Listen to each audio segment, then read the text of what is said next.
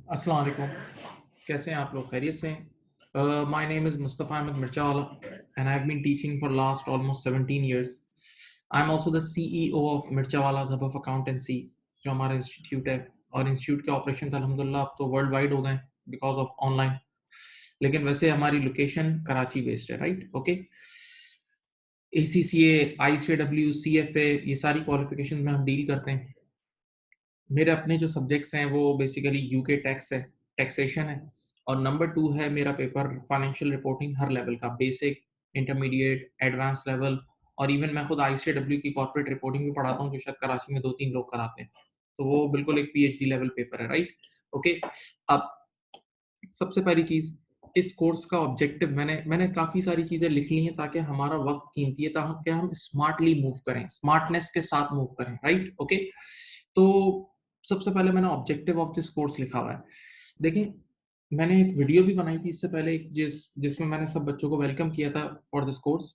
उसमें ही मैंने कहा था, देखें, एक इल्म ऐसा होता है, जैसे अगर हमें अपनी वेल्थ को मैनेज करना है ना, तो आप स्टॉक्स में जाते हो, आप दूसरे प्रॉपर्टी मार्केट में जाते हो, बिटकॉइन में जाते हो, गोल्ड में जाते हो, सब में। वो सब ऑप्शंस हैं, जाना है जाओ, नहीं जाना नहीं जाओ। लेकिन भाई एक बार आपने कमा लिया तो आपने टैक्स तो हर हाल में पे करना है ना। तो आपके पास टैक्सेशन की बेसिक नॉलेज होना है, समझ लो फर्ज़ है। कितनी बार है, तो अब लोग कहते हैं सर आप ये काम कर सकते हैं कि आप टैक्स कंसल्टेंट के पास जाएँ, वो आपका काम कर देगा, बिल्कुल कर देगा। और मैं अभी भी रिकमेंड कर रहा हूँ कि टैक्स कंसल्टेंट, एक चार्टर्ड अकाउंटेंट, एक टैक्स का स्पेशलिस्ट, वो अलग ही होता है। वो अलग होता है, ज़ाहिर बात है, उसने इल्म हासिल किया होता है, उसका तजर्बा होता है, बहुत बड़ा तजर्बा होता है। उसके पास इवन ये भी तजर्बा होता है कि डिपार्टमेंट से कैसे डील करना है। एक सेकंड होल्ड। आप बेशक कानून सीख जाओगे, रिटर्न फाइल करना सीख जाओगे, लेकिन कई बार आपका ऑडिट खुलता है, यानी टैक्स डिपार्टमेंट, क्योंकि आप अपना टैक्स खुद कैलकुलेट करके जमा कराते हो ना। तो आप जब मैं अपना टैक्स खुद कैलकुलेट करके जमा कराऊंगा, तो बेईमानी भी तो कर सकता हूँ, मेरे अंदर नफ्स भी तो है, मेरे साथ शैतान भी तो लगा हुआ है। तो मैं 1 करोड़ का टैक्स को 10,000 का टैक्स भी तो बना के पेश कर सकता हूँ। तो टैक्स डिपार्टमेंट के पास ये इख्तियार मौजूद है कि वो ऑडिट करे। तो कई बार ऑडिट भी खुलता है, उसके नोटिसेस आते हैं। तो अब यहाँ पता लगता है कि किस में कितना दम है, कि कितना बड़ा टैक्स का स्पेशलिस्ट है, वो डिपार्टमेंट से कैसे डील करता है। मुझे आज भी याद है, अभी कुछ सालों पहले यूएई में वीएटी यूएई में वीएटी इंट्रोड्यूस हुआ था, वैट। सही। तो हर बच्चा वैट रिटर्न फाइल करने में के काम में लग गया था। वहां भी कितनी हर किस्म की कौमें लग गई थी दुबई में। और इतने कम कम रेट में, कोई 100 दिरहम में काम कर रहा है, कोई 200 दिरहम में, ठगड़क ठगड़क। तो मुझे मेरी उस वक्त कुछ इंडस्ट्री के कुछ स्पेशलिस्ट लोगों से बात हुई, तो उन्होंने मुझे एक बात बोली कि मुस्तफा, ये शो अभी कुछ दिन चलने दो। अभी तो लोग पैसा बचाने के लिए किसी भी बच्चे से रिटर्न फाइल करा लेंगे। बोला गेम तब समझ में आएगी जब कुछ महीनों बाद डिपार्टमेंट नोटिस भेजेगा ना, तो वो बच्चा डील नहीं कर सकता, तो उसके लिए एक्सपर्ट चाहिए। अब तो मैं इससे अगेंस्ट नहीं हूं कि आप कंसल्टेंट के पास ना जाएं, आप जाएं कंसल्टेंट के पास, कोई मसला नहीं है। लेकिन आपको पता तो हो वो आपके साथ कर क्या रहा है। यहाँ तो ऐसे कितने केसेस हैं कि आपके आपके पास इतनी वेल्थ है और वो आपके रिटर्न में रिफ्लेक्ट ही नहीं हो रही, और ना आप उससे पूछ रहे हो क्योंकि आपके पास नॉलेज भी नहीं है। तो आप एटलीस्ट, मैं खुद पर्सनली जब भी कभी, जैसे मैं खुद बहुत बिजी हूँ अपनी एजुकेशन एक्टिविटीज में, तो मैं अपने अपने टैक्स लॉयर के पास मैं खुद जाता हूँ, कई घंटे उससे मीटिंग करता हूँ, एक एक चीज पूछता हूँ, भाई इस बैंक अकाउंट का क्या है, इन शेयर्स का क्या है, इसका क्या है, इसका क्या है। पूरा वो मुझे एंड में समझाता है, ट्राई करता है, तब मैं मुतमईन होता हूँ, तो मैं कहता हूँ यस, क्लिक करो और पे करो और रिटर्न फाइल करो। ये होता है। तो आप वो इल्म तो हासिल करें। तो इसका मकसद ये है, ठीक है। और प्लस हम आपको उस वेबसाइट पे ले जाएंगे, नहीं आज की क्लास में तो हम नहीं जाएंगे, लेकिन नेक्स्ट मीटिंग से आपको बाकायदा, आपको एफबीआर की वेबसाइट पे आपको रियल रियल रिटर्न फाइलिंग आप सीखोगे। तो it's a big thing, right? Okay. साथ साथ मैंने सब लिख दिया है। आप अपना रिटर्न भी फाइल कर सकते हो, अपनी फैमिली वालों का रिटर्न फाइल कर सकते हो। आप, सबसे बड़ी बात, you must know your wealth. भाई आपकी आपकी वाइट दौलत आपको पता लग जाएगी कि आपकी वाइट वेल्थ कितनी है। अच्छा, हमारे जहनों में शायद ब्लैक मनी का तस्वुर ये है, वो पैसा जो पाउडर से कमाया हुआ है, या वो पैसा जो टारगेट किलिंग से कमाया हुआ है। नहीं नहीं नहीं नहीं भाई, टीचिंग का पैसा भी ब्लैक मनी हो सकता है। टीचिंग से कमाया हुआ, खालिस मेहनत करके, चीख चीख के, गले फाड़ फाड़ के पढ़ाने वाला पैसा भी ब्लैक मनी हो सकता है। अगर तुमने उस पर टैक्स नहीं पे किया तो वो भी ब्लैक मनी हो सकता है भाई। ओके। तो अब लोगों को यही नहीं पता होता उनकी वेल्थ कितनी है, उनकी सफेद व्हाइट वेल्थ कितनी है। और कई बार वो ऐसे ही टैक्स का अपने टैक्स कंसल्टेंट को बोलते हैं, हाँ यार मुझे ये फॉर्च्यूनर गाड़ी लेनी है, मुझे ये प्राडो लेनी है। तो वो टैक्स कंसल्टेंट बोलता है, भाई तेरी वेल्थ मैंने सिर्फ 10 लाख रिपोर्ट की हुई है और तू 70 लाख या 1 करोड़ रुपए की गाड़ी लेने जा रहा है, कैसे साबित करेगा? टैक्स डिपार्टमेंट ने पूछ लिया, भाई कहाँ से आया, तो कैसे साबित करेगा यार? मसले है ना। हाँ जी। इसी तरह अब जो है ना, टैक्स का जाल भी बहुत तंग हो रहा है। मैंने अपनी वीडियो में भी ये बात बोली थी। अब ऐसे लिंक आ गए, एफबीआर मालूमात के नाम से एक लिंक आ गया उनकी वेबसाइट पे। उस पर आप एक क्लिक करें तो आपकी पूरी ट्रैवल हिस्ट्री आ जाती है। अब जरा सोचो, आप साल की इतनी कम 2 4 5 लाख रुपए की इनकम दिखा रहे हो टोटल, और साल में 3 ट्रिप तो आपके लग चुके हैं, क्योंकि अब तो एडवांस टैक्स डिडक्ट हो जाता है। आप ट्रैवल करते हो, उस टिकट के साथ आपका टैक्स डिडक्ट हो जाता है। तो टैक्स डिपार्टमेंट को फौरन से पता लग जाता है कि आपने इतनी ट्रैवलिंग की है। तो एक सेकंड में आपको कमिश्नर बोल सकता है कि यार तुम इतनी इतनी ट्रैवल करते हो मुल्क में और इतनी सी तुम्हारी इनकम। तो ये चीजें अब आपको बैलेंस आउट करनी पड़ेंगी। अगर टैक्स बचाना भी है तो वो भी एक अकल से बचाना है, बेअकली से थोड़ी बचाना है। समझ रहे हैं बात को? देन फिर एक और एरिया इंशाल्लाह हम इसमें डिस्कस करेंगे। You will be able to know which path is better tax planning. देखें, आपने अगर अपना बिजनेस स्टार्ट करना है, कारोबार करना है, धंधा करना है, तो आप एज अ सोल ट्रेडर भी कर सकते हो, as an individual sole trader भी कर सकते हो। तो अगर एक बिजनेस आप एज अ सोल ट्रेडर चलाते हो तो उसके ऊपर आपका क्या टैक्स रेट्स होंगे और क्या टैक्स कैलकुलेशन होगी, ये पहला पार्ट। नंबर 2, आप उसी बिजनेस को चला सकते हो as AOP, association of persons. जैसे आप लोगों ने बचपन से एक नाम सुना है पार्टनरशिप का, वो यहाँ हमारे पाकिस्तानी टैक्स में एओपी के नाम से चलता है, राइट? ओके, ठीक। इसी तरह तवज्जो सुने, इसी तरह आप चाहो तो अपना बिजनेस लिमिटेड कंपनी की फॉर्म में भी चला सकते हो। लेकिन जब आप लिमिटेड कंपनी की फॉर्म में बिजनेस को चलाओगे तो आप उस कंपनी के शेयर होल्डर बन जाओगे। तो अब उस कंपनी से पैसे कैसे निकलवाने हैं, उस कंपनी से पैसे निकलवाने की भी कोई ना कोई सोर्स होगी। तो एक सोर्स तो ये गौर से सुने कि आप उस जो कंपनी आपने फॉर्म किया आप उसके शेयर होल्डर बन जाओ, तो एज अ डिविडेंड इनकम आप उसमें से निकलवा सकते हो। उम्मीद है आप जो ऑडियंस बैठी है उसको डिविडेंड का मतलब पता है। आप उससे डिविडेंड इनकम की फॉर्म में कंपनी से पैसा निकाल सकते हो, एक ऑप्शन। नंबर 2, आपने जो कंपनी फॉर्म की है आप उसके डायरेक्टर बन जाओ और आप एज अ सैलरी विड्रॉ करो, एज अ क्या विड्रॉ करो, सैलरी विड्रॉ करो। तो ये डिफरेंट ऑप्शंस हैं। ये अच्छा, मैं अभी सिर्फ एक इंट्रोडक्शन दे रहा हूं आपको, राइट? तो एक टैक्स प्लानिंग का एरिया भी आपको कराया जाएगा। और हमारी कुछ ऑडियंस ऐसी भी है जिन्होंने चार्टर्ड अकाउंटेंसी के अंदर या एसीसीए के अंदर या आईसीडब्ल्यू के अंदर या आई कैप के पेपर्स के अंदर टैक्स पढ़ा हुआ भी है। कुछ ऑडियंस ऐसी भी है, ठीक है। मैं ये नहीं कह रहा कि मैं स्क्रैच से ही पढ़ा रहा हूँ, लेकिन कुछ ऑडियंस ऐसी भी है। तो उस ऑडियंस में ये टैक्स प्लानिंग के कुछ क्वेश्चंस अपनी लाइफ में किए हुए भी जिन्होंने टैक्स पढ़ा हुआ है। तो उसमें आपके पास डिफरेंट रूट्स होते हैं कि भाई आप यूं जाओगे, एज अ सोल ट्रेडर जाओगे तो क्या होगा, एज एन एओपी जाओगे यानी पार्टनरशिप जाओगे तो क्या होगा, एज अ लिमिटेड कंपनी की फॉर्म में बिजनेस करोगे तो क्या होगा। हाँ, समझ रहे हैं? ओके। इसी तरह एक और मिसाल देता हूँ। भाई दो भाई हैं, वो अगर बिजनेस करना चाहते हैं तो एज अ पार्टनरशिप भी कर सकते हैं, एज अ पार्टनरशिप यानी एज एज एओपी, ठीक है। लेकिन याद रहे कि आप एज एओपी पार्टनरशिप करोगे ना काम, तो आपको जितना भी पार्टनरशिप फर्म पैसा कमा रही होगी उस पर टैक्स देना होगा, जितना भी फर्म पैसा कमा रही होगी उस पर टैक्स देना होगा, राइट? लेकिन एक तरीका ये है कि एक भाई ओनर बन जाए, इन दोनों को मिलकर कारोबार करना है ना, तो लीगल शक्ल इस तरह भी बन सकती है कि एक भाई ओनर बन जाए और दूसरा भाई उसका एम्प्लॉय बन जाए। एक भाई ओनर बने और दूसरा भाई उसका एम्प्लॉय बने। अब क्या होगा, जरा और से सुने।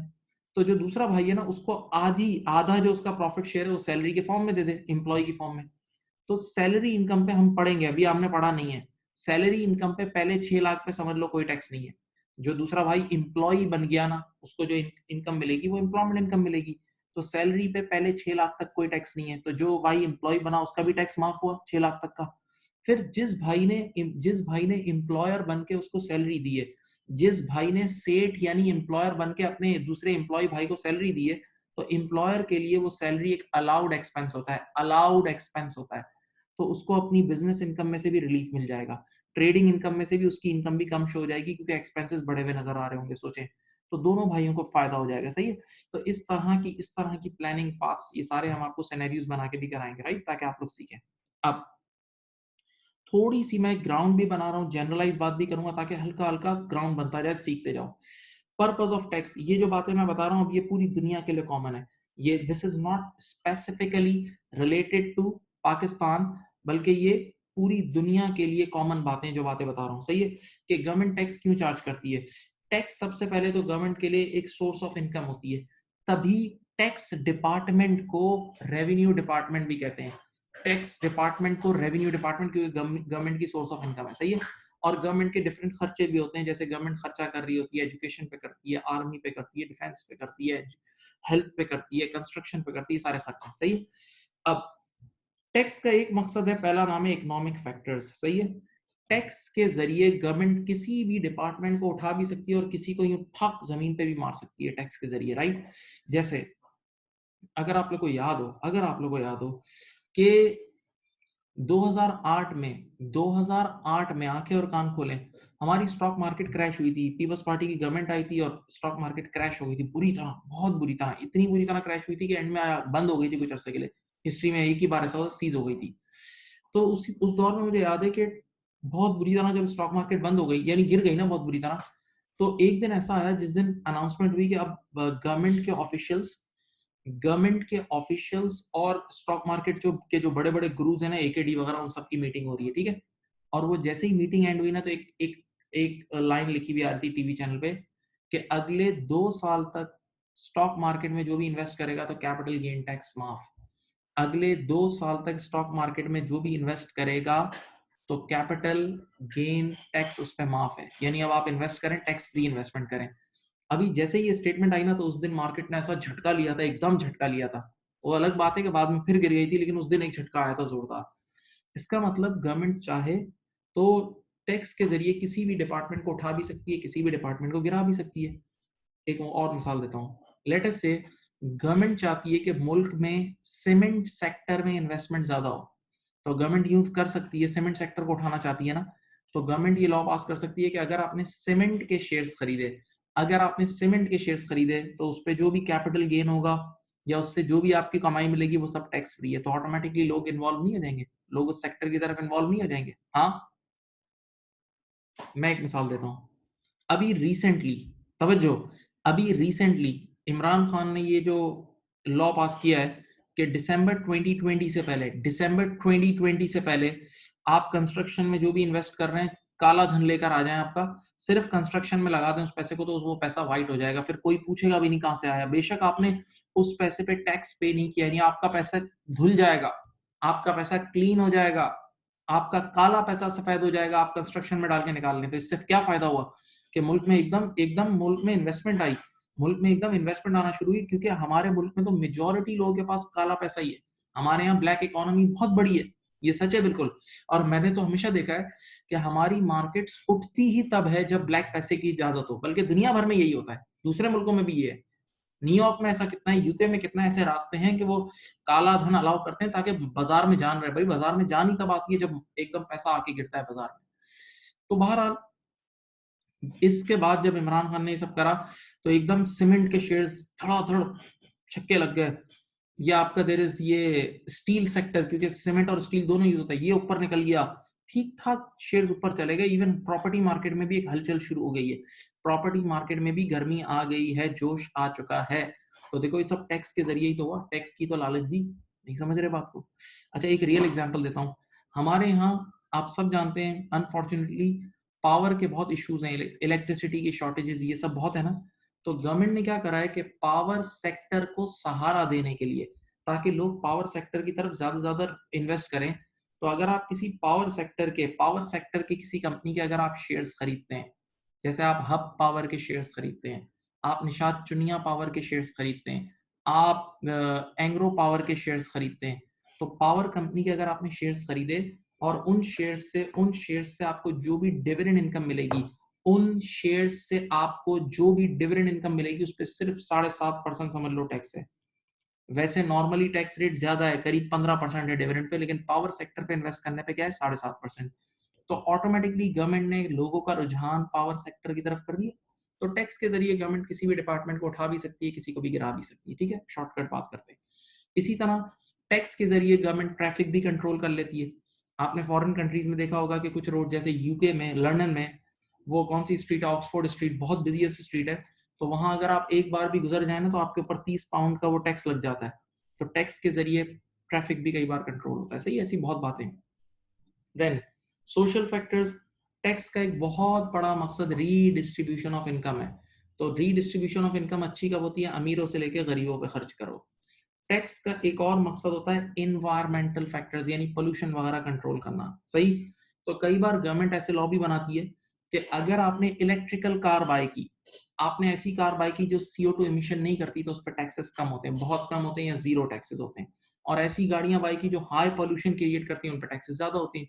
तो टैक्स के जरिए गवर्नमेंट पोल्यूशन भी कंट्रोल करती है। ठीक है, ये थोड़ा सा इंट्रोडक्शन दे दिया आपको। नाउ, अच्छा, आप लोगों को ये बात पता होनी चाहिए, ये दो टाइप के टैक्सेस, मैं उम्मीद करता हूँ इस लेवल तक जो ऑडियंस है उनको पता होगा, डायरेक्ट टैक्स और इनडायरेक्ट टैक्स। प्लीज, ये बहुत बेसिक बात कर रहा हूँ, बस लगा रहा हूँ टाइम। चलो सुनो, डायरेक्ट टैक्स वो टैक्स होता है जो इनकम पे चार्ज हो, इनकम पे चार्ज हो। जैसे आप जॉब कर रहे हो, एम्प्लॉयमेंट इनकम मिल रही है, एम्प्लॉयमेंट इनकम पे जो टैक्स है वो डायरेक्ट टैक्स है। आप आप बिजनेस कर रहे हो, बिजनेस इनकम पे जो टैक्स है वो डायरेक्ट टैक्स है। आपने अपना पैसा लिमिटेड कंपनी में इन्वेस्ट किया, वहां से डिविडेंड इनकम आ रही होगी, उस पे जो टैक्स है वो डायरेक्ट टैक्स है। आपने अपना पैसा बैंक में इन्वेस्ट किया, वहां से इंटरेस्ट इनकम आ रही होगी, उस पे जो टैक्स है वो डायरेक्ट टैक्स है। आसान लफ्जों में, हर वो टैक्स जो इनकम पे चार्ज हो, हर वो टैक्स जो इनकम पे चार्ज हो, वो डायरेक्ट टैक्स है। सही है। Number 2, indirect tax. Indirect tax वो टैक्स है जो consumption of goods and services पे लगता है। इनडायरेक्ट टैक्स वो टैक्स है जो consumption of goods and services पे लगता है। जैसे पाकिस्तान में GST, जैसे कुछ मुल्कों में, यूके वगैरह में value added tax, VAT। Okay, तवज्जो सुने। इनडायरेक्ट टैक्स के बारे में ये बड़ी मशहूर बात है, बहुत कम लोगों ने पढ़ा हुआ भी होगा, जिन लोगों ने पढ़ा हुआ है इसकी अकाउंटिंग भी पढ़ाई जाती है। इनडायरेक्ट टैक्स के बारे में ये बड़ी मशहूर बात है कि इनडायरेक्ट टैक्स का बर्डन फाइनल कंज्यूमर बेयर करता है, वन हु कंज्यूम्स। तो हम जब पेप्सी पीते हैं तो उसके अंदर GST होता है, जो पी रहा होता है उसी के ऊपर बोझ आ रहा होता है। जो रेस्टोरेंट जाता है, पिज्जा हट जाता है, फला रेस्टोरेंट जाता है, उसके अंदर GST लगा हुआ आता है, तो कंज्यूमर बेयर कर रहा होता है। सही है। हम होटल में रूम बुक कराते हैं तो सर्विसेज के ऊपर भी GST लग रहा होता है। सही है। इंश्योरेंस की सर्विस के ऊपर, कई बार एयर टिकट के ऊपर GST लग रहा होता है, ये सब चीजें, राइट। तो इनडायरेक्ट टैक्स किस पे लगता है? Consumption of goods and services पे, consumption of goods and services पे। ठीक है। अच्छा, एक और बेसिक बात, हमारे यहाँ ये दो मेजर डिपार्टमेंट्स बड़े एक्टिव हैं, ये नाम आपको पता होना चाहिए। एक नाम है SRB, एक नाम है SRB, Sindh revenue board. Okay, ये किस में डील करता है? सेल्स टैक्स, सर्विसेज के ऊपर जो सेल्स टैक्स है ज्यादातर ये उसमें डील करता है।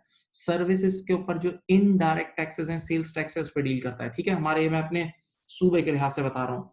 और ये SRB ज्यादातर सिंध गवर्नमेंट के अंडर आता है, समझ गए, सिंध गवर्नमेंट के अंदर आता है। दूसरी तरफ है आपके पास FBR, फेडरल। FBR का जो F है वो फेडरल है, राइट। ये विफाक के हाथ में, ये फेडरल के हाथ में। ठीक है, यानी ये सिंध गवर्नमेंट के लोग नहीं है, FBR सिंध गवर्नमेंट के नहीं, इसका डायरेक्ट लिंक विफाक से, राइट। ओके, इसका सबसे मेजर काम क्या है? ये डील करता है इनकम टैक्स में, ये डील करेगा इनकम टैक्स, यानी डायरेक्ट टैक्स में डील करता है सारे। और ये सर्टेन सेल्स टैक्स में भी डील करता है, related to import exports, certain sales tax of goods.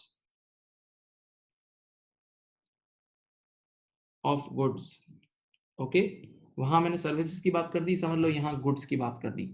तो ये दोनों डिपार्टमेंट्स आपको पता होना चाहिए। FBR फेडरल के अंडर आता है, और ये SRB ये सिंध गवर्नमेंट के अंदर आता है, राइट। ओके, हमारे इस कोर्स में, हमारा जो कोर्स है उसमें हम इनडायरेक्ट टैक्सेस नहीं पढ़ रहे हैं। हमारा course income tax return filing से, यानी डायरेक्ट टैक्स से रिलेटेड है। तो हमारे कोर्स के लिए ज्यादा रेलेवेंट बॉडी ये FBR की है, ज्यादा रेलेवेंट बॉडी FBR की है। SRB हमारे लिए यहाँ रेलेवेंट इतनी नहीं होगी। ओके, देख लो एक नजर।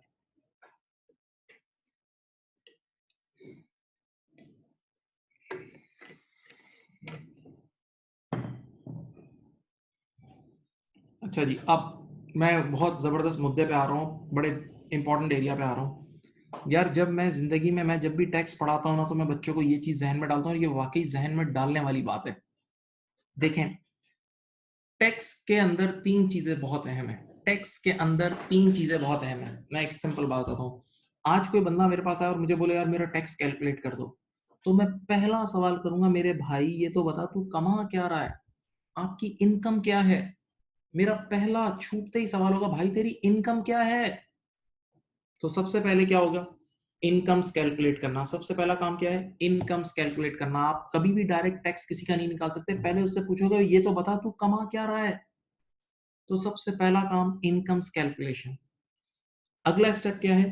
Tax calculation. उसके बाद टैक्स कैलकुलेशन होती है और उसके बाद होता है टैक्स को पे करना। ठीक है, फिर मैं बोलता हूँ 3 स्टेप्स होते हैं।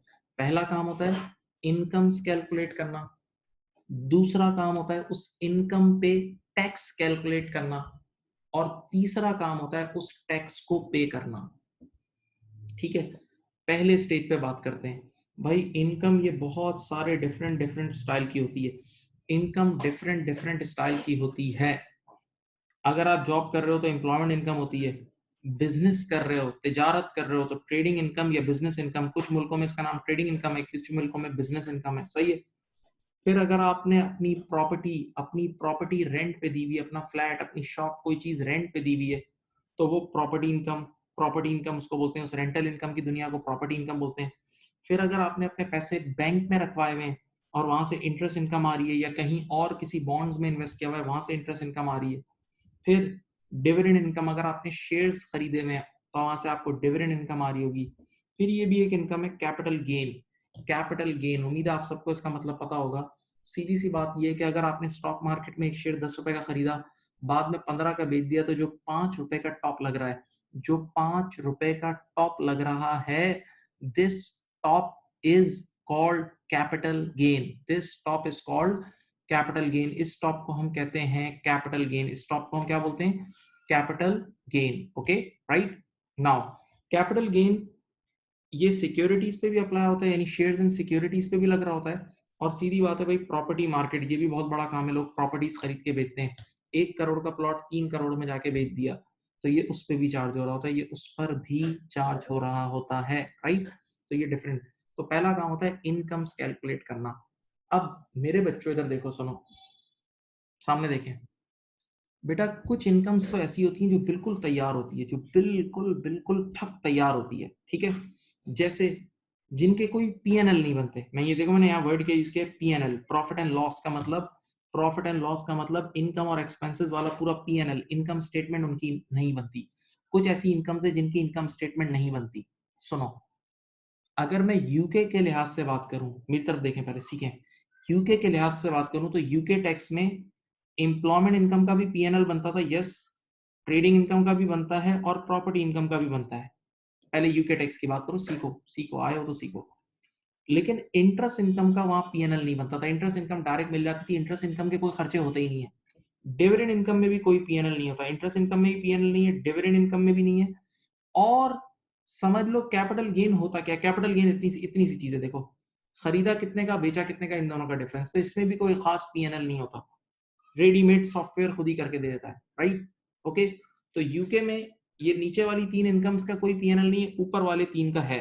एम्प्लॉयमेंट इनकम, ट्रेडिंग इनकम और प्रॉपर्टी इनकम। क्योंकि ऊपर वाले तीनों की इनकम्स भी होती थी और खर्चे भी होते हैं। इनकम और खर्चे सब होके लेस होके फिर बाकायदा प्रॉफिट निकलता है। तो यूके में ऊपर वाले 3 का पीएनएल है, नीचे वाले 3 का नहीं है। लेकिन पाकिस्तान में इधर देखें आराम से, पाकिस्तान में आप यूं समझ लें कि इन सारी इनकम में से एक इनकम का पीएनएल बनता है और उसका नाम है ट्रेडिंग इनकम। बिजनेस इनकम का असल पीएनएल है। एम्प्लॉयमेंट इनकम में भी उसने कोई खास खर्चे अलाउ नहीं किए हुए, ठीक है। और प्रॉपर्टी इनकम यानी रेंटल इनकम में भी कोई खर्चे उसने अलाउ नहीं किए हुए। बच्चे ने कहा 1 मिनट सोचें, क्या रेंटल इनकम कमाने में कोई खर्चे लग सकते हैं? बिल्कुल लग सकते हैं, सोचें आराम से। आप अपना घर किसी को रेंट पे दे रहे हो, आप लैंड लॉर्ड हो। पहले सोचो, आप लैंड लॉर्ड हो और आप अपना घर किसी को रेंट पर दे रहे हो। तो घर रेंट पे देने से पहले घर को रेनोवेट कराते हो, कलर कराते हो, खर्चा है ना। कई बार घर रेंट पे देने से पहले अखबार में एडवर्टाइजमेंट देते हो, फेसबुक पे एडवर्टाइजमेंट देते हो, हाँ। तो ये खर्चे हैं ना। तो इसका मतलब मेरे बच्चों, रेंटल इनकम की दुनिया में इन असलियत, इन रियल लाइफ खर्चा होता है। लेकिन हमारी पाकिस्तानी टैक्स के अंदर उन्होंने खर्चे अलाउ नहीं किए, डायरेक्ट रेंटल इनकम पे टैक्स है। तो हमारे यहाँ प्रॉपर्टी इनकम का पीएनएल नहीं है, यूके में है, पाकिस्तान में नहीं है, यूके टैक्स में है।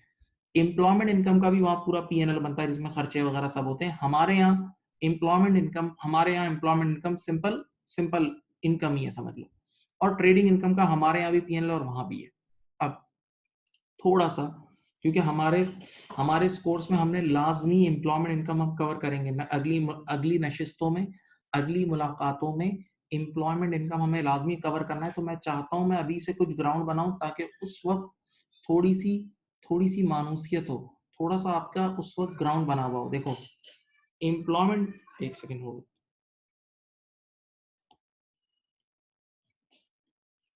एम्प्लॉयमेंट इनकम में दो लोग होते हैं, एक होता है एम्प्लॉयर और एक होता है एम्प्लॉई। आराम आराम से सुने। एम्प्लॉयमेंट इनकम में क्या चीजें आती हैं, सादा लफ्जों में चलते हैं। एक एम्प्लॉय अपनी जॉब की वजह से जो कुछ कमा रहा है वो उसकी एम्प्लॉयमेंट इनकम है। एक एम्प्लॉय अपनी जॉब की वजह से जो कुछ कमा रहा है वो उसकी एम्प्लॉयमेंट इनकम है साहब, सिंपल, आसान लफ्जों में। सही। तो अब क्या होता है इधर देखें, यानी एक एम्प्लॉय को, मैं और बच्चों वाली लैंग्वेज में बात करता हूँ, एक एम्प्लॉय को अपनी जॉब की वजह से जो भी फायदा पहुंच रहा है, जो भी फायदा उठा रहा है वो उसकी एम्प्लॉयमेंट इनकम है। तो एम्प्लॉय को कुछ फायदे कैश की फॉर्म में मिल रहे होते हैं, कुछ कैश की फॉर्म में मिल रहे होते हैं, जैसे सैलरी मिल रही होती है उसे, उसे बोनस मिल रहा होता है, हाँ, और कुछ और अलाउंसेस भी मिल रहे होते हैं कैश की फॉर्म में। तो सैलरी बोनस ये बिल्कुल टैक्सेबल है, सैलरी बोनस इन सब पे आपको अपनी जो भी सैलरी मिल रही है, जो भी बोनसेस मिल रहे हैं उन सब पे आपने टैक्स देना है। और एम्प्लॉय को कुछ फायदे मिल रहे होते हैं जिनको हम बोलते हैं नॉन कैश बेनिफिट्स। एम्प्लॉय को अपनी इस जॉब की वजह से अपने सेट की तरफ से कुछ नॉन कैश बेनिफिट्स भी मिल रहे होते हैं। बच्चे ने कहा उस्ताद नॉन कैश बेनिफिट्स क्या हो सकते हैं, मैंने कहा सोचें। एक एम्प्लॉय को अपने सेट की तरफ से गाड़ी मिल रही, कार, फ्यूल मिल गया, हाँ, अकोमोडेशन मिल गई, घर मिल गया, हाँ, फॉरेन ट्रिप्स मिल गई, हाँ भाई, मेंबरशिप मिल गई किसी क्लब की, ऐसी बहुत सारी चीजें हो सकती है ना, हाँ, वैन मिल गई। सोचो, तो सामने देखें आप। तो अब आप मुझे बताएं, आपकी अदालत में, पहले मैं आपकी अदालत में हाजिर हो जाता हूं, क्या टैक्स डिपार्टमेंट को सिर्फ कैश चीजों पर टैक्स लेना चाहिए, कैश सैलरी और कैश बोनस पर टैक्स लेना चाहिए, और ये नॉन कैश बेनिफिट्स जो एम्प्लॉय को मिल रहे हैं, ये जो नॉन कैश बेनिफिट्स एम्प्लॉय को मिल रहे हैं, इन पे कोई टैक्स ही नहीं होना चाहिए, क्या ऐसा है? ना, ये गलत है। अगर ऐसा कानून है तो ये गलत है। क्यों? अगर कानून ये बन जाए, बड़े ठंडे दिल से सोचें, अगर कानून ये बन जाए कि भाई नॉन कैश बेनिफिट्स पर कोई टैक्स नहीं है, तो हर एम्प्लॉय अपने एम्प्लॉयर को क्या बोलेगा बताऊं? हर एम्प्लॉय अपने एम्प्लॉयर को बोलेगा भाई मुझे कोई कैश सैलरी नहीं चाहिए, थोड़ा मुझे घर दे दे, थोड़ा गाड़ी दे दे, थोड़ा फ्यूल दे दे, थोड़ा राशन डला दे। यानी इस तरह तो कोई टैक्स ही नहीं देगा ना, इस तरह तो कोई टैक्स ही नहीं देगा। तो टैक्स डिपार्टमेंट पागल नहीं है। टैक्स डिपार्टमेंट तुमसे कैश सैलरी, कैश बोनस पे भी टैक्स लेता है और नॉन कैश बेनिफिट्स पे भी टैक्स लेता है। नॉन कैश बेनिफिट्स पर भी टैक्स लेता है। सही? राइट? बात समझ में आ रही है? नॉन कैश बेनिफिट्स के लिए उन्होंने कुछ अपने अपने फॉर्मूलाज दिए हुए, लेकिन बहरहाल टैक्स लेता है। ओके, पक्का? अच्छा, एक वर्ड, आराम से रुक के सुने इसको, देखें पहले एक नजर।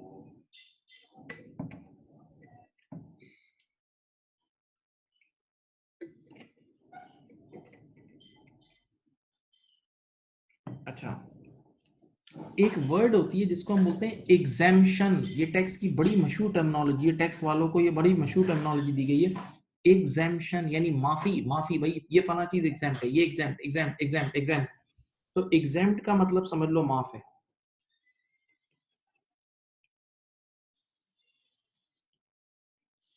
अब मेरी बात सुने, एग्जेम्प्ट बेनिफिट, कुछ फायदे ऐसे भी हैं, देखें, कुछ फायदे तो टैक्सेबल हैं। एम्प्लॉयर ने एम्प्लॉय को फायदा दिया, कोई बेनिफिट दिया, और टैक्स डिपार्टमेंट कह रहा है कि हाँ भाई ये टैक्सेबल बेनिफिट है तो उस पर टैक्स देना होगा। अगर एक बेनिफिट टैक्सेबल बेनिफिट है तो टैक्स देना होगा, मिसाल के तौर पे कार वगैरह। लेकिन कुछ बेनिफिट्स को टैक्स डिपार्टमेंट ने एग्जेम्प्ट भी रखा है, माफ भी रखा है, माफ है, माफ, कुछ बेनिफिट्स माफ हैं, और उनके पीछे अपनी अपनी लॉजिक्स हैं। जैसे मैं एक मिसाल देता हूं यूके टैक्स की, अच्छी तरह सुने, बहुत अच्छी तरह सुने। अगर आप लोग यूके जाए ना, तो यूके में ट्रैफिक का बड़ा इशू है, तभी वो लोग उनकी अपनी ऑल्टरनेटिव ट्रांसपोर्ट उन्होंने रखी हुई है, ट्रेन वगैरह के बड़े अच्छे निज़ाम रखे हुए हैं, और वो गाड़ियों से लोगों को डिस्करेज करते हैं। यानी यूके में गाड़ी बहुत महंगी भी है, और वो यानी गाड़ी पे गाड़ी चलाने के लिए बहुत मसले मसाइल हैं। आप जितनी गाड़ी चलाओगे उस पर आप पे सख्ती है। जैसे वहाँ पार्किंग के फीसेस बहुत हैं, कुछ एरियाज तो ऐसे हैं जहाँ बड़े बड़े सेठ भी पार्किंग नहीं कर सकते। अगर आप उनको मिलने बुलाओ ना यूके में, भाई मैं लंदन में यहाँ खड़ा हूँ ऑक्सफोर्ड स्ट्रीट में मिलने आओ, तो वो हमेशा बस में ही आएगा, वो बस या ट्रेन में आएगा, अपनी गाड़ी किसी और दूसरे एरिया में पार्क करेगा, क्योंकि वहाँ पार्किंग की फीसेस 50-50 पाउंड है। 50 पाउंड, मैं हकीकत बता रहा हूँ, 50-40 पाउंड पार्किंग हो जाती है, 30 पाउंड पार्किंग हो जाती है। 50 पाउंड का मतलब अपने कितने हो गए, 10,000 रुपए की पार्किंग कैसे दोगे तुम? 10,000 रुपए इट्स वेरी कॉमन है। 10,000 रुपए की पार्किंग देना इट्स अ बिग थिंग। हर हर वहां का भी आदमी अफोर्ड नहीं कर सकता भाई, अच्छे अच्छों की चीजें निकल जाती हैं। तो इसका मतलब इधर देखें कि टैक्स डिपार्टमेंट, वहां की गवर्नमेंट गाड़ियों से लोगों को डिस्करेज करती है, क्योंकि गाड़ियों के अंदर पोल्यूशन भी होता है, धुआं भी होता है ना। तो वो लोग बाइसाइकिल को प्रमोट करते हैं, बाइसाइकिल को प्रमोट करते हैं, बल्कि इतना वहां तो अवेलेबिलिटी है इन मुल्कों में, यूरोप में, यूके में, कि आप लंदन में देखेंगे जगह जगह जाके स्टैंड बने हुए हैं और वहां साइकिल्स लगी हुई हैं और इलेक्ट्रॉनिक्स यानी इलेक्ट्रॉनिकली लॉक हुई हुई हैं। तो आप अपना क्रेडिट कार्ड स्वाइप करेंगे ना, तो एक साइकिल खुल जाएगी और आपने उस साइकिल को 1 घंटा 2 घंटा राइड की और फिर एक और स्टेशन पे जाके लगा दी। तो यानी वो आपको मोटिवेट करते हैं कि यार आप साइकिल्स पे जितना ट्रैवल करना है करो। साइकिल वालों के लिए बहुत, क्योंकि साइकिल वाला हेल्दी हेल्दी लाइफ भी गुजार रहा है, हेल्थ हेल्थ के लिए भी अच्छी है, और साइकिल से पोल्यूशन भी क्रिएट नहीं हो रहा, ट्रैफिक भी बच रहा है, सब कुछ है ना।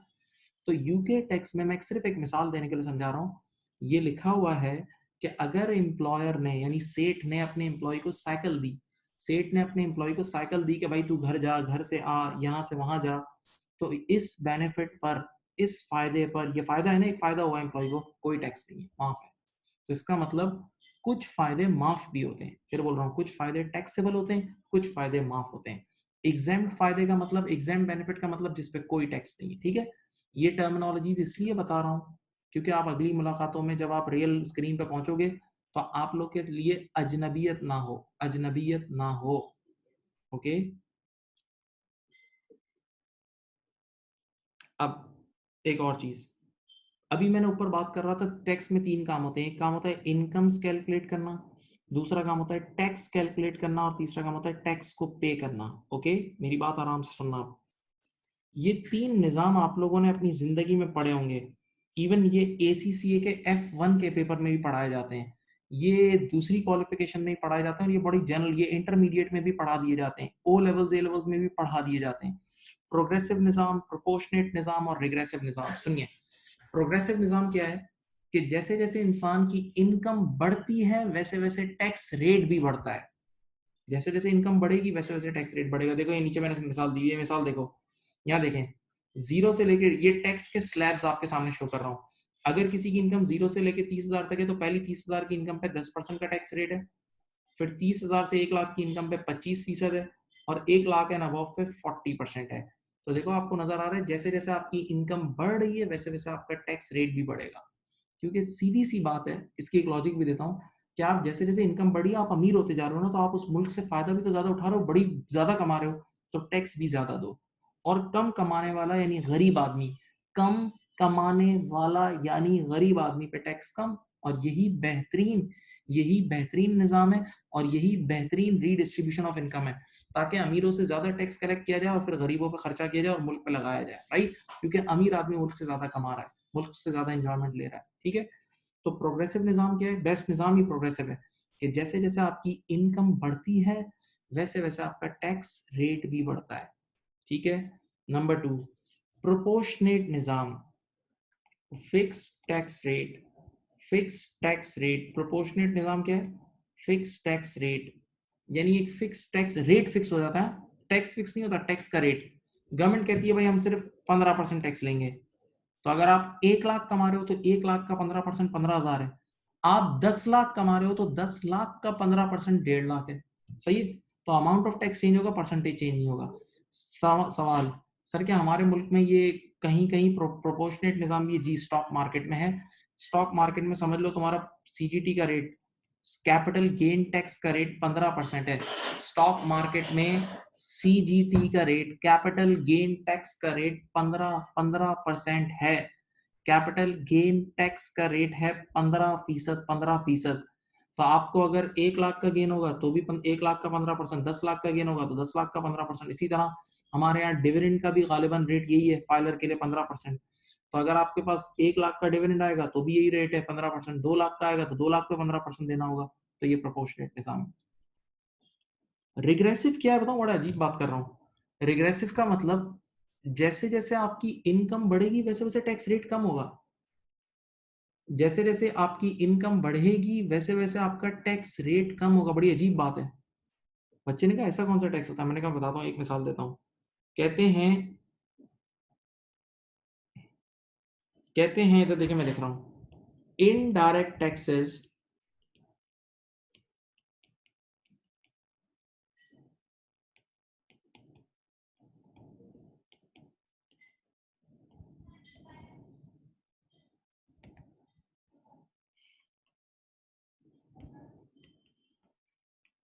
यार, ये जो इनडायरेक्ट टैक्सेस ऊपर बताया था ना, जैसे वीएटी वगैरह, वैल्यू एडेड टैक्स, जीएसटी, ये सब रिग्रेसिव इन नेचर के होते हैं। बच्चे ने कहा साबित कर दें, मैंने कहा मैं करता हूँ, आप सुने आप। यार एक बंदा जो है ना वो 100 रुपए कमाता है, उसकी कमाई 100 रुपए है। सुकून से सुनना, एक बंदा उसकी कमाई 100 रुपए और आज वो पेप्सी पीने गया, तो अज्यूम करते हैं कि पेप्सी के ऊपर 5 रुपए का जीएसटी है। अज्यूम करते हैं कि पेप्सी के ऊपर 5 रुपए का जीएसटी है, ठीक है। तो जो 100 रुपए कमाने वाला बंदा है वो भी पेप्सी पिएगा तो उसको भी 5 रुपए का जीएसटी देना है। तो बताओ उसकी परसेंटेज 5/100 मल्टीप्लाई बाय 100 करो, बोलो 5%। तो जो बंदा 100 रुपए कमाने वाला है, 100 रुपए कमाने वाला है, उसको उसके ऊपर कितना बोझ आया, 5%। अब दूसरा बंदा गया जो कि 1000 रुपए कमाने वाला बंदा था, दूसरा बंदा 1000 रुपए कमाने वाला बंदा था, सुनो। तो जो 1000 रुपए कमाने वाला आदमी भी जब पेप्सी पिएगा तो उसको भी 5 रुपए ही जीएसटी देना है। तो जब 5 रुपए वो जीएसटी देगा तो बताओ 5 रुपए 1000 रुपए का कितना परसेंट होता है, 0.5% समझ लो, सही है। तो अब जरा आंखें खोलें, आंखें खोलें। जो बंदा 100 रुपए कमा रहा था, जो बेचारा कम कमा रहा था उसके लिए परसेंटेज ज्यादा थी, और जो ज्यादा कमा रहा है उसके लिए परसेंटेज कम है। तो मैं बोल सकता हूं ना, देखो जैसे जैसे इनकम बढ़ रही है वैसे वैसे टैक्स रेट कम हो रहा है। तो ये बड़ा ज्यादती वाला टैक्स है। Indirect taxes are tends to be regressive in nature. तो बेचारे गरीबों पे इसकी परसेंटेज बर्डन ज्यादा होता है, बेचारे गरीबों पर इसका परसेंटेज बर्डन ज्यादा होता है। तभी कहते हैं जो अच्छे और शरीफ मुल्क होते हैं ना, वो बेसिक नेसेसिटीज के ऊपर जीएसटी वगैरह नहीं लगाते, वैट नहीं लगाते। खाने पीने, जैसे अमेरिका में भी बिल्कुल खाने पीने की चीजों वगैरह पे नहीं होता, क्योंकि भाई सीधी बात है, वो बेसिक नेसेसिटी गरीब आदमी भी यूज कर रहा होता है। बेसिक नेसेसिटी गरीब आदमी भी यूज कर रहा होता है, तो यार उस बेचारे की तो जान निकल जाएगी ना, उस गरीब आदमी की तो बेचारे की जान निकल जाएगी ना। हाँ जी, नहीं समझ रहे, गरीब आदमी की जान निकल जाएगी। ठीक है, तो indirect taxes are basically regressive in nature. तभी इनडायरेक्ट टैक्सेस अय्याशियों पे लगने चाहिए। जो लग्जरीज हैं, जो बड़ी बड़ी होटलिंग हैं और बड़ी बड़ी गाड़ियां हैं और ये सब चीजें अमीर लोग जो यूज कर रहे हैं उन चीजों पे लगाओ, ताकि इसका बेचारा गरीब आदमी पे बर्डन ही ना पड़े, क्योंकि गरीब आदमी के लिए हमेशा ये रिग्रेसिव इन नेचर होता है, गरीब आदमी के लिए इसकी परसेंटेज ज्यादा होती है। Please please check.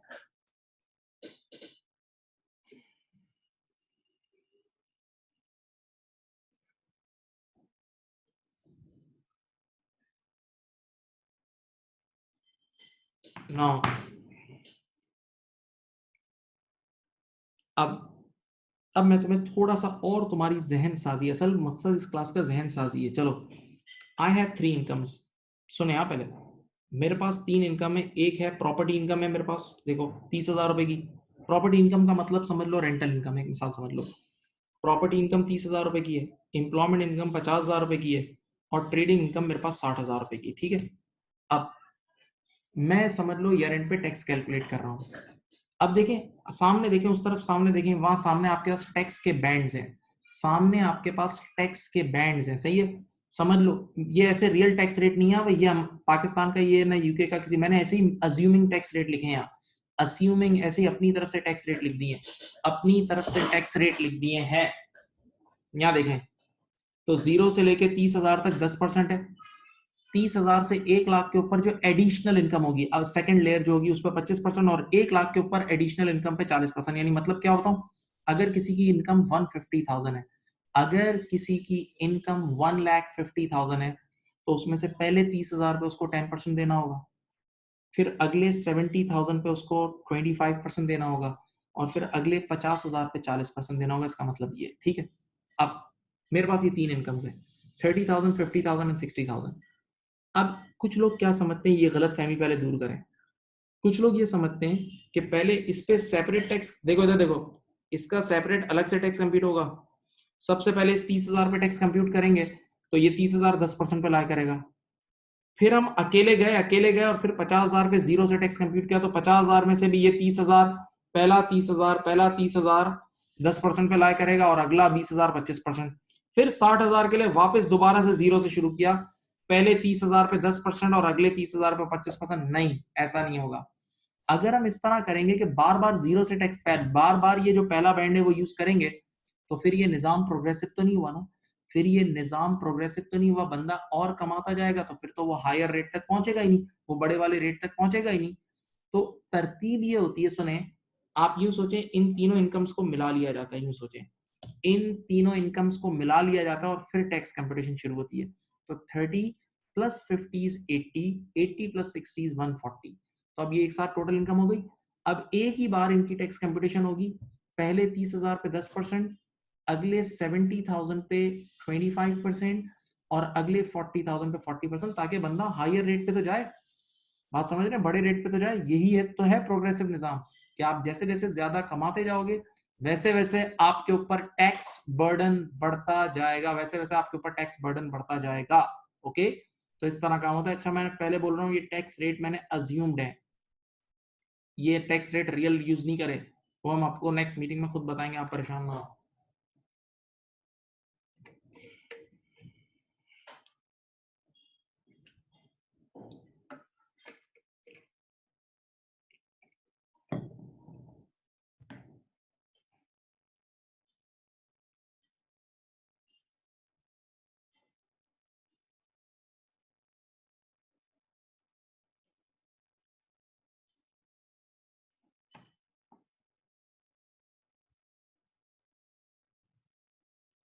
अब बहुत जबरदस्त बात, बहुत समझ में आने वाली बात है। देखें, ये मैं मानता हूं, ये मैं मान रहा हूं कि जब ईयर एंड पे टैक्स कंप्यूट करने जाते हैं ना, तो सारी इनकम्स को कलेक्टिव कर लेते हैं, ताकि ताकि आप हायर रेट में फॉल करो, ताकि ऐसा ना हो कि बार बार जीरो वाले बैंड पे आ जाओ, ये ज्यादती वाली बात हो जाएगी। लेकिन but in Pakistan certain income has no relation, देखें क्या लिखा हुआ है, certain income has no relation with total income.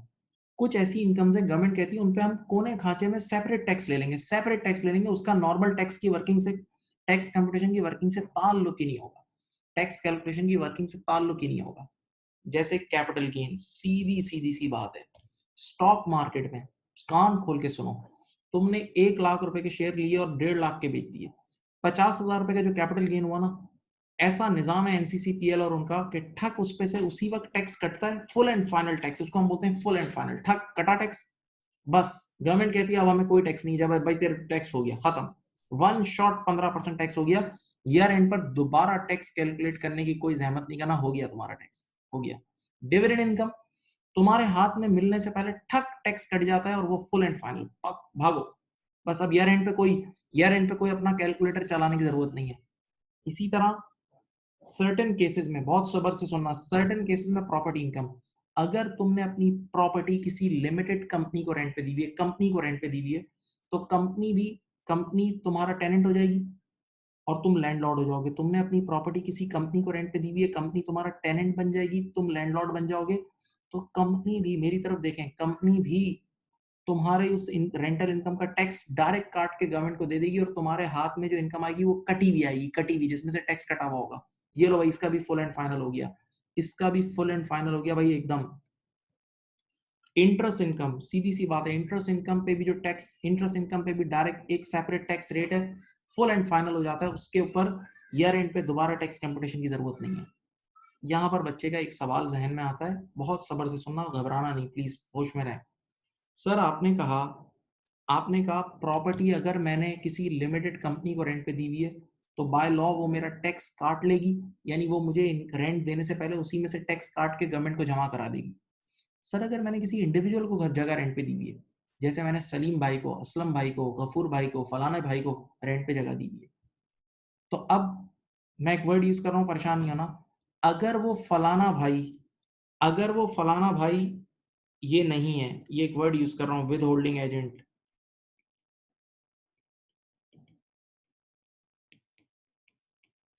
जैसे कंपनी विद होल्डिंग एजेंट है, यानी कंपनी तो आपका टैक्स विद होल्ड करके डायरेक्ट गवर्नमेंट को दे देगी। इंसान भी कभी कभार विद होल्डिंग एजेंट बनता है, वो शर्तें मैं नहीं बता रहा, छोटे हो अभी तुम, अभी छोटे हो, छोड़ दो। तो अगर वो इंसान जिसको आपने रेंट पे जगह दी और वो विद होल्डिंग एजेंट नहीं है, वो विद होल्डिंग एजेंट क्या है, नहीं है, तो वो आपको पूरा पूरा ग्रॉस, पूरा पूरा नोटों की गड्डी जितना एक्चुअल रेंट होगा वो दे देगा। कोई टैक्स काट के वो गवर्नमेंट को जमा नहीं कराएगा, इंसान अगर है तो। ठीक है, अब आपके पास इनकम आ गई। आपका जब पूरा ईयर एंड होगा ना, जब आपको ईयर एंड पे टैक्स जमा कराने जाओगे, आप जब ईयर एंड पे टैक्स जमा कराने जाओगे, तो प्रॉपर्टी इनकम को, मेरी बात सुनो कान खोल के, प्रॉपर्टी इनकम के अपने एक सेपरेट टैक्स रेट है, बस उसको अलग से कैलकुलेट कर लेना, टोटल इनकम के अंदर कभी नहीं डालना। जैसे अभी मैंने ऊपर जो मिसाल दी थी उसमें तो मैंने सबको टोटल किया ना एक साथ। हमारे पाकिस्तान टैक्स में प्रॉपर्टी इनकम या तो उस पर टैक्स कट जाता है, अगर तुमने कंपनी को रेंट पे दिया हो तो डायरेक्ट टैक्स काट लेती है। बाकी अगर तुमने किसी इंसान को टैक्स पे अप रेंट पे घर दिया हुआ है, किसी इंसान को अपना रेंट पे घर या शॉप दी हुई है, तो वो इंसान तो तुम्हें पूरी प्रॉपर्टी इनकम, रेंटल इनकम तुम्हारे हाथ में दे देगा, लेकिन ईयर एंड पर तुम्हें उस प्रॉपर्टी इनकम पे अलग से सेपरेट उसके टैक्स रेट है, रेंटल इनकम के बिल्कुल सेपरेट टैक्स रेट है। वो टैक्स कैलकुलेशन करके उसका टैक्स अलग से आ जाएगा, सही है। उसको टोटल इनकम वाली जो ऊपर वाली वर्किंग बताइए उसमें नहीं डालना। तो बच्चे ने कहा उस्ताद ऐसा लग रहा है, बच्चा भी चालाक है एकदम, चाल समझ गया टीचर की।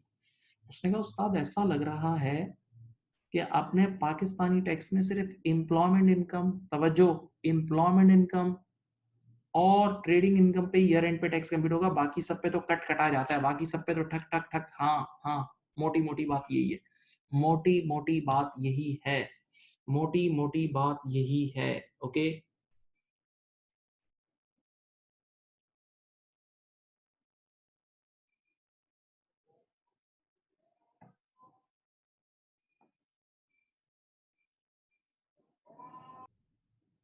ओके जी।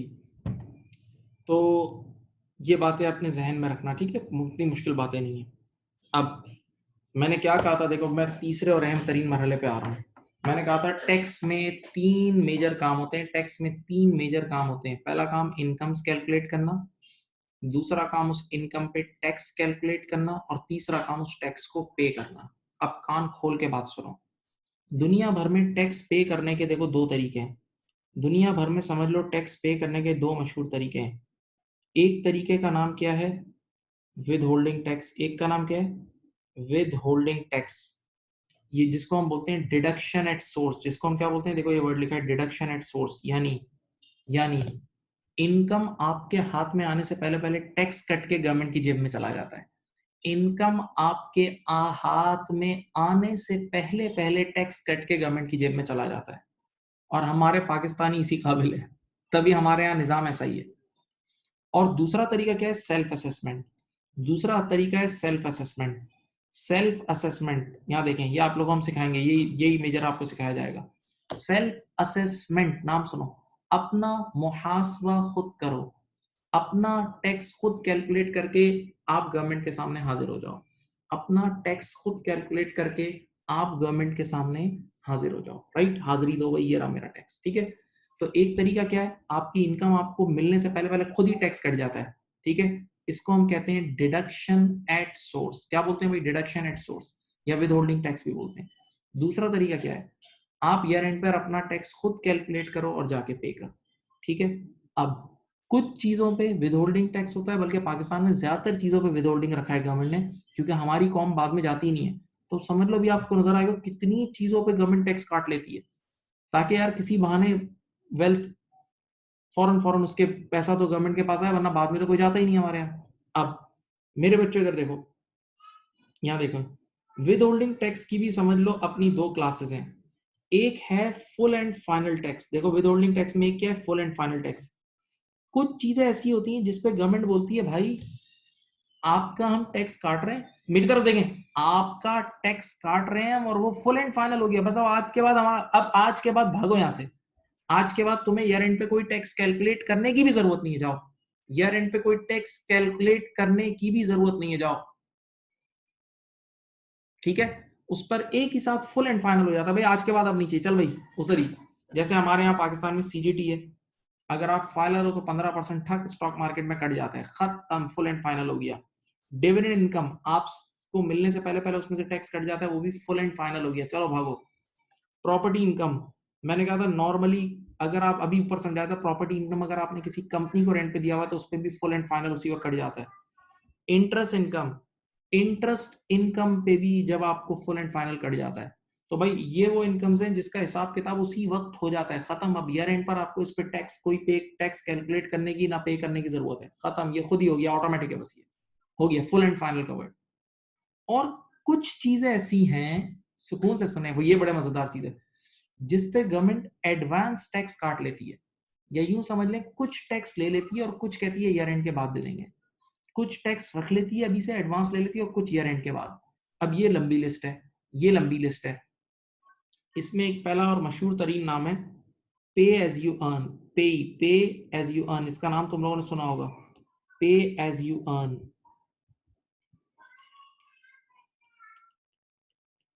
बेटा इसका ताल्लुक एम्प्लॉयमेंट इनकम से, तवज्जो सुने, आपको आप लोगों ने नाम सुना होगा एम्प्लॉयमेंट इनकम से।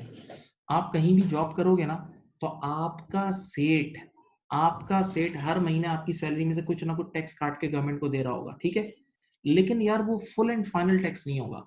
ईयर एंड पर आपने दोबारा नए जो आपके स्लैब्स आते हैं फिस्कल ईयर के, उसके हिसाब से ईयर एंड पे टैक्स कैलकुलेट करना होगा, ईयर एंड पे टैक्स कैलकुलेट करना होगा। और अभी मैं एक मिसाल भी दूंगा, आप डरे मत।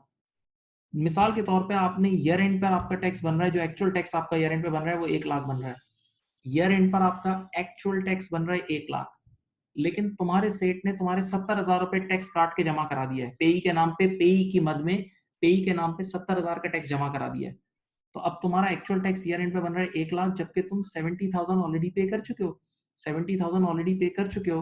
तो अब तुम्हें 30,000 का रिमेनिंग टैक्स ईयर एंड पे देना होगा, 30,000 का रिमेनिंग टैक्स ईयर एंड पे देना होगा, इसको बोलते हैं एडवांस टैक्स, सही है। अब एक तो ये पे ही हो गया। दूसरा, मोबाइल कनेक्शन पे आप देखते हैं ना, जो भी हम जैस का कार्ड, यूफोन का कार्ड लोड करा रहे होते हैं, उस पे डायरेक्ट टैक्स भी कट रहा होता है हमारे मुल्क में। यानी हम लोग इस मुल्क में इतनी नाइंसाफी, लोग टैक्स ही नहीं देते ना, तो गवर्नमेंट हर चीज पे थोड़ा थोड़ा टैक्स काट लेती है, हर चीज पे थोड़ा थोड़ा एडवांस टैक्स काट लेती है और फिर बोलती है हाँ ईयर एंड पे आओगे ना, ईयर एंड पे एडजस्ट कर लेना। ये एडजस्टेबल टैक्सेस को एडजस्टेबल भी बोलते हैं,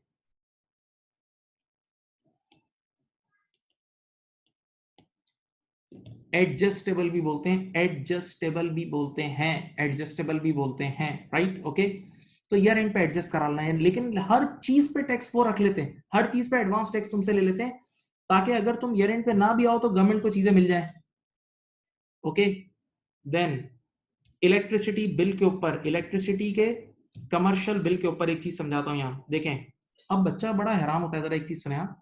यार अगर आपका के इलेक्ट्रिक का कमर्शियल मीटर है, यानी आप कमर्शियल काम कर रहे हो ना, तो उस कमर्शियल बिल पे देखो, के इलेक्ट्रिक एक सर्विस है, के इलेक्ट्रिक एक सर्विस है, तो बच्चे के जहन में क्या आता है, सर आप सर्विसेज कंज्यूम करोगे तो गुड्स एंड सर्विसेज पे तो जीएसटी होता है, आज ऊपर ही तो पढ़ाया था, गुड्स एंड सर्विसेज पे तो जीएसटी यानी इनडायरेक्ट टैक्स होता है।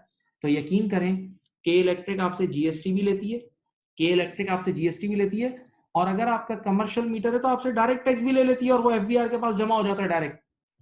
और फिर वो आपको बोलता है ईयर एंड पे जाना, ईयर एंड पे जाना, और ईयर एंड पर आप इसको एडजस्ट करवा लेना, ईयर एंड पर आपको रिलीफ मिल जाएगा, जो डायरेक्ट टैक्स है ना वो ईयर एंड पे रिलीफ मिल जाएगा। तो अब देखो कैसा निजाम है उनका, कि वो जगह जगह से आपका टैक्स काट रहे हैं ताकि आप मजबूर हो जाएं ईयर एंड पे जाने पे। और एक और बात बोलूं, जरा सोचो कितने लोग जो बेचारे टैक्स फाइल ही नहीं करते, लेकिन उनका ये टैक्स कट जाता है, तो उसूलन अगर वो ईयर एंड पे जाए ना, तो उनकी कितनी वेल्थ वाइट हो जाएगी, यानी उन्होंने कितना सारा टैक्स तो ऐसे ही पे कर दिया, हम लोग कितनी ट्रांजेक्शन में टैक्स तो वैसे ही पे कर देते हैं, तो अगर उसूलन हम ईयर एंड पे जाए तो हमारी कितनी दौलत सफेद हो जाएगी, वाइट हो जाएगी, हम जाते ही नहीं है, क्योंकि अवेयरनेस नहीं है, अवेयरनेस नहीं है, जबकि हम टैक्स पे कर रहे हैं, हम हर अगली ट्रांजेक्शन में, हमारी किस चीज पे टैक्स नहीं है, हर चीज पे टैक्स है, हमारे यहाँ ज्यादा टैक्स है भाई। तो जब टैक्स पे कर रहे हो तो ईयर एंड पे ऑफिशियली रिटर्न फाइल करके अपनी वेल्थ को सफेद कर लो ना, क्यों भाग रहे हो। अब इसी तरह इंटरनेट केबल, ये जो आपके जो केबल नेटवर्क है, स्ट्रॉन्ग फाइबर वगैरह, वर्ल्ड कॉल वगैरह, इनके इनके जो आप पेमेंट कर रहे हो तो इस पे भी आपको डायरेक्ट टैक्स कट रहा होता है, एडवांस टैक्स कट रहा होता है।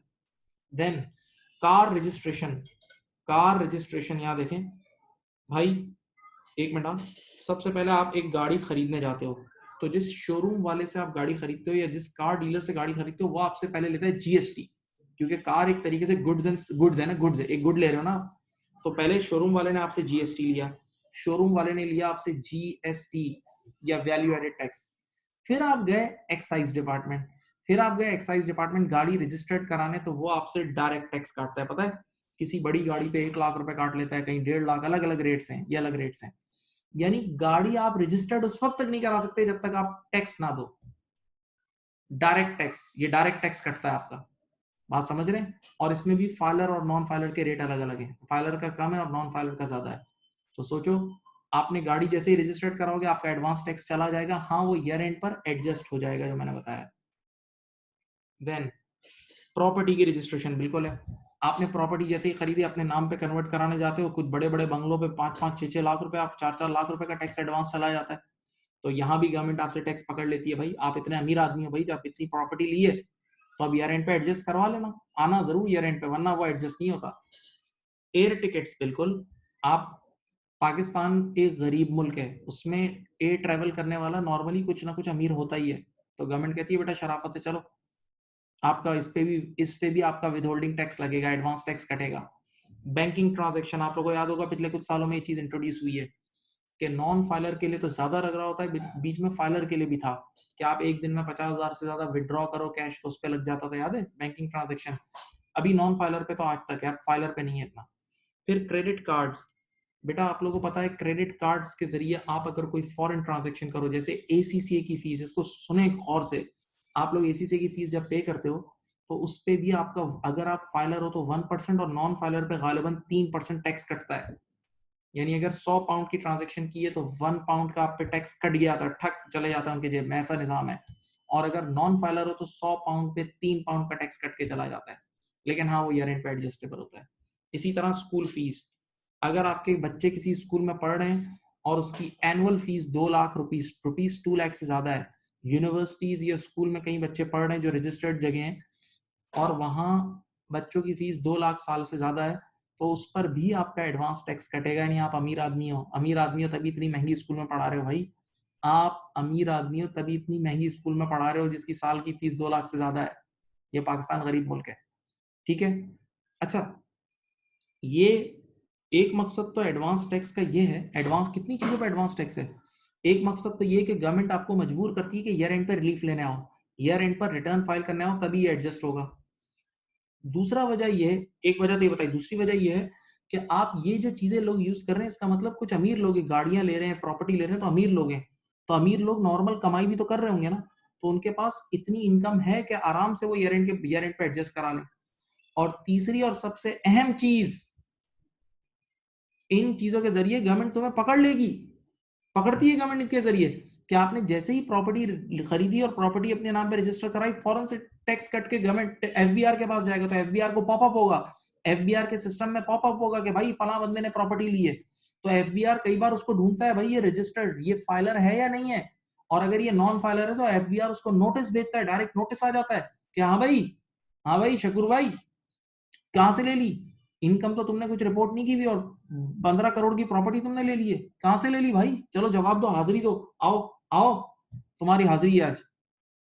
एयर टिकट्स, ट्रैवलिंग कर रहे हो आप तो ट्रैवलिंग की सारी फॉरन जैसे ही एडवांस टैक्स उनके पास जाता है, आप पोर्टल पे जाके देखना, आपको बताएंगे हम लोग कि पोर्टल पे आपको नजर आएगा कि आपका इतनी ट्रैवलिंग की है आपने, तो इसके जरिए, इस एडवांस टैक्स के जरिए एक तो गवर्नमेंट के पास पैसा आ जाता है, आपको ईयर एंड पे मजबूर कर देती है जाने के लिए, और तीसरा गवर्नमेंट आपको पकड़ लेती है, भाई तुम अमीर आदमी हो। आप समझ रहे हैं, ये सारे मकसद हैं। तो मैं फिर यहाँ रुकता हूँ, सब यहाँ देखें, मैं यहाँ रुकता हूँ और देखें मैंने क्या लिखा हुआ है।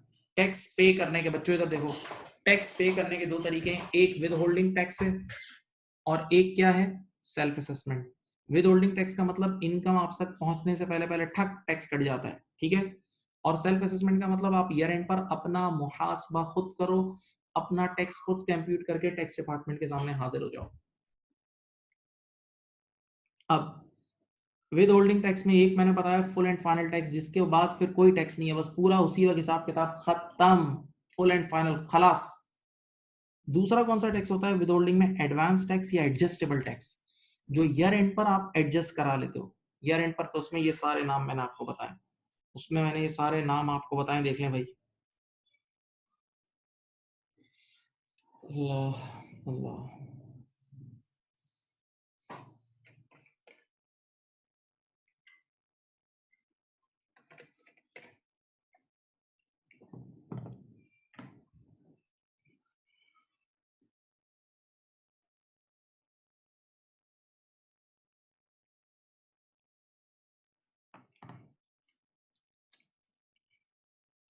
अब देखो मैं तुम्हें एक बच्चों वाली मिसाल देता हूँ। अच्छा मैं सारे रेट अज्यूम रेट यूज कर रहा हूँ, मैं सारे के सारे रेट अज्यूम रेट यूज कर रहा हूँ। ऑफिशियल रेट अभी हम आपको अगली क्लास में बताएंगे, आपको उसके लिए इंतजार करना पड़ेगा भाई, रुको। बेटा एक बंदे ने इस बार जो एक्चुअल उसकी जो ग्रॉस असली इंप्लॉयमेंट इनकम थी वो 50,000 थी। एक बंदे की इस बार एम्प्लॉयमेंट इनकम थी मिसाल के तौर पे 50,000 देखो, और एक बंदे की ट्रेडिंग इनकम यानी वो बिजनेस भी कर रहा था, एक कारोबार भी कर रहा था, एक तरफ जॉब भी कर रहा था, वो 60,000 थी। तो उसकी टोटल इनकम आ गई 1,10,000, ठीक है। अच्छा जब वो जॉब कर रहा था तो उसका सेठ उसका एम्प्लॉयर था, ये एम्प्लॉय था। तो सेठ ने इसका हर महीने थोड़ा थोड़ा पे एज यू अर्न काट के टैक्स डिपार्टमेंट को जमा कराना शुरू कर दिया। तो पीरियड के एंड पे पता लगा कि इसने इसका पे की मद में पे एज यू अर्न की मद में 5,000 का टैक्स जमा हो गया है। पे एज यू अर्न की मद में इसका 5,000 का टैक्स जमा हो चुका है। ओके, अब जरा सुने, अब ईयर एंड पर ये अपना सेल्फ असेसमेंट के थ्रू अपना मुहासबा खुद करके अपना टैक्स कैलकुलेट करेगा। देखो 50,000 की इंप्लॉयमेंट इनकम है, 60,000 की ट्रेडिंग इनकम है, तो टोटल इनकम 1,10,000 आ गई। मैं अपनी तरफ से ख्यालात की दुनिया में तुम्हें टैक्स की वर्किंग करा रहा हूँ। अज्यूम करते हैं हम जिस मुल्क में है वहाँ टैक्स का रेट है, फ्लैट रेट है 30%। हम जिस मुल्क में है वहाँ टैक्स का फ्लैट रेट है 30%। तो 1,10,000 पे 30% कितना आता है, 33,000 का टैक्स आ गया। 1,10,000 का 30% आता है, 33,000 का टैक्स आ गया, ठीक है। तो अब ये जो 33,000 आया ना, इसको कई बार यूं भी बोलते हैं इनकम टैक्स लायबिलिटी, इसको बोलते हैं इनकम टैक्स लायबिलिटी। सुकून से सुने, इनकम टैक्स लायबिलिटी का मतलब, कान खोल के सुनो, इस साल का तुम्हारा एक्चुअल टोटल टैक्स बिल समझ लो, इस साल का तुम्हारा एक्चुअल टोटल टैक्स बिल। लेकिन आप टैक्स कमिश्नर को बड़े प्यार से, देखो बदतमीजी नहीं, बड़े प्यार से बोलते हैं, सर जी हमारा टैक्स तो 33,000 बना है, सर जी हमारा टैक्स तो 33,000 बना है, लेकिन यार हमने इस 33,000 में से 5,000 ऑलरेडी जमा करा दिए ना, ये देखो इस 33 में से 5 तो हमने ड्यूरिंग द ईयर ही जमा करा दिए। तो टैक्स डिपार्टमेंट वाला बोलता है हाँ हाँ हाँ हाँ, तुमने ऑलरेडी 5,000 जमा करा दिए, तो 33 में से ये 5,000 यहाँ से लेस हो जाएगा, क्योंकि आपका बिल तो 33 बना है, इसमें कोई डाउट नहीं है, आपका बिल 33 ही है। लेकिन इसमें से 5,000 आपने ऑलरेडी पे कर दिए हैं, 5,000 आपने ऑलरेडी क्या कर दिए, पे कर दिए हैं। तो अब रिमेनिंग आपको 28,000 रुपये देने हैं। तो अब समझ लो, इसको रिमेनिंग समझ लो या इसको इनकम टैक्स पेबल समझ लो। इनकम टैक्स पेबल समझ लो, और जो रिमेनिंग टैक्स आपने देना है, जो रिमेनिंग टैक्स 28,000 का अब आपने देना है, बस ये आपने जमा कराना है। इसका चालान बना के जमा करा देना, इसका चालान बना कर जमा करा देना।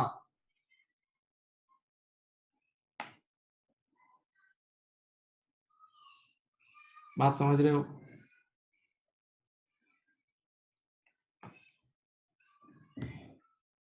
अच्छा अब मेरी बात सुनो, बहुत ठंडे दिल से सुनो। जिस तरह यहाँ पे ही था ना, इसी तरह इसमें इंटरनेट वाला भी हो सकता है। क्रेडिट कार्ड के भी तुम्हारा एडवांस टैक्स कट जाता है, बिजली के बिलों पे अगर तुम्हारा कमर्शियल है जो अभी ऊपर पड़ा है तो उस पर एडवांस टैक्स कटता है। तुमने ड्यूरिंग द ईयर कोई गाड़ी रजिस्टर कराई है तो उस पर एडवांस टैक्स कटता है। तुमने ड्यूरिंग द ईयर, मेरी तरफ देखें, कोई प्रॉपर्टी खरीदी है तो उस पर एडवांस टैक्स कटता है, ठीक है। तो अब बच्चे ने कहा वो सब यहाँ से लेस होंगे, बिल्कुल यहाँ से लेस होंगे, वो सब यहाँ से लेस होंगे, ठीक है। यानी ऐसा कितनी बार होता है, मैंने खुद देखा है कि ड्यूरिंग द ईयर हम लोग इतने खर्चे कर देते हैं कि ईयर एंड पर आपका इनकम टैक्स पेबल जीरो हो जाता है। ईयर एंड पर आपका इनकम टैक्स पेबल सिफर हो जाता है, सिफर जीरो हो जाता है, क्योंकि आपने ड्यूरिंग द ईयर इतना सारा एडवांस टैक्स पे कर दिया होता है। ये नॉर्मल है। प्लस हम पाकिस्तान में तो कितने लोग इनकम भी बहुत कम शो करते हैं, तो जब ऑफिशियल इनकम आपने ट्रेडिंग इनकम कम शो की है, तो ये वाला जो नंबर है ये कम आएगा, देखो ये वाला नंबर कम आएगा।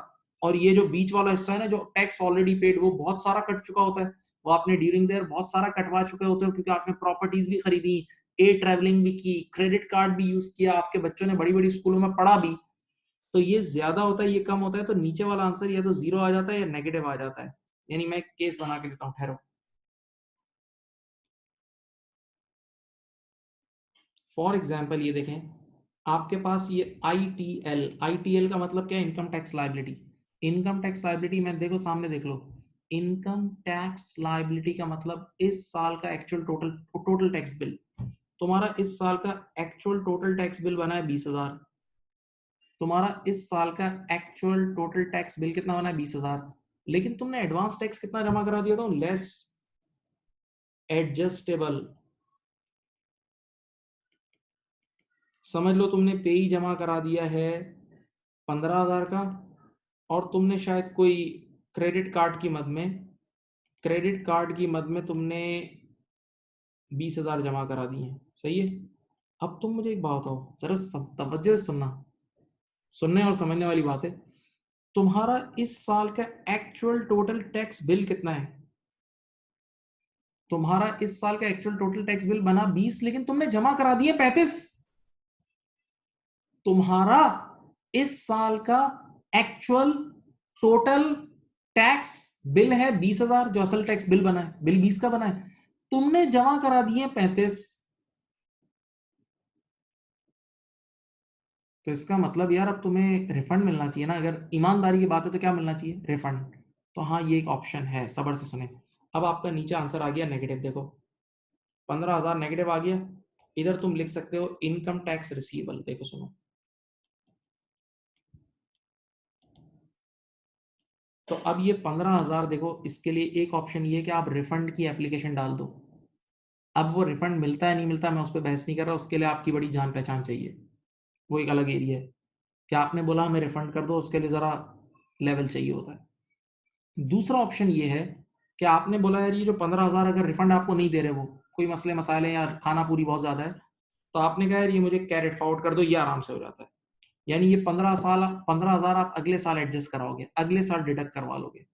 तो कुछ लोगों का ऐसा भी होता है, सुकून से सुने इसको, कि वो ऐसी बड़ी बड़ी प्रॉपर्टीज खरीदते हैं कि उनका ये वाला अमाउंट बहुत बड़ा होता है, यानी ये जो डिडक्शन है बहुत बड़ी होती है, तो नीचे इतना बड़ा इनकम टैक्स रिसीवेबल आ जाता है, तो वो उसको कैरेट फॉरवर्ड ही करा रहे होते हैं अगले कई सालों तक, फिर उनको नॉर्मल टैक्स देने की जरूरत ही नहीं है, वही यूज हो रहा होता है, वही यूज हो रहा होता है।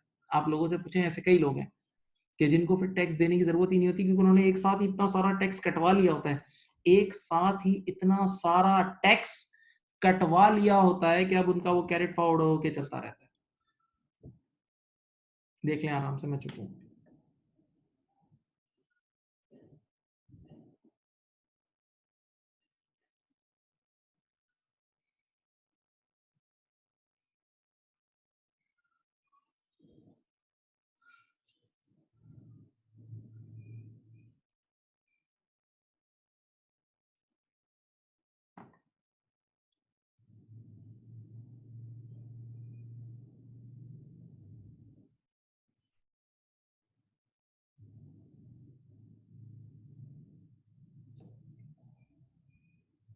अच्छा देखिए, एक टर्मिनोलॉजी मैं बता दूं, अब आपको आनी चाहिए एज टैक्स फील्ड के।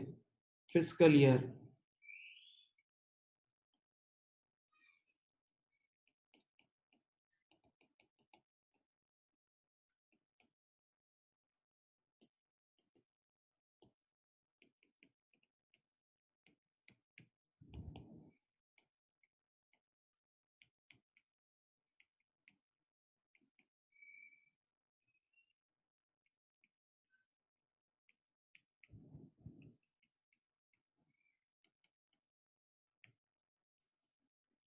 यहाँ देखिए भाई, फिस्कल ईयर वो टाइम पीरियड होता है, फिस्कल ईयर को टैक्स ईयर भी बोलते हैं, बहुत सिंपल। फिस्कल ईयर को क्या बोलते हैं? Tax year. तो फिस्कल ईयर वो टाइम पीरियड होता है जिसके लिए कोई भी इंसान गवर्नमेंट के सामने हाजिर होता है, उस फिस्कल ईयर के लिए कोई भी इंसान गवर्नमेंट के सामने हाजिर होता है, हाजिरी देता है, ये लो टैक्स। हाँ, एक और डेफिनेशन भी है, country prepares budget for fiscal year. कोई भी मुल्क जो अपना बजट बनाता है वो अकॉर्डिंग टू फिस्कल ईयर बनाता है। तो देखिए बेटा, पाकिस्तान में ये होता है 1 जुलाई टू 30 जून।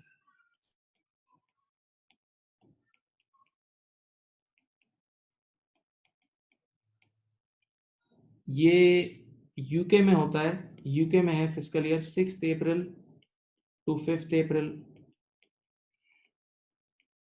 ओके, हाँ।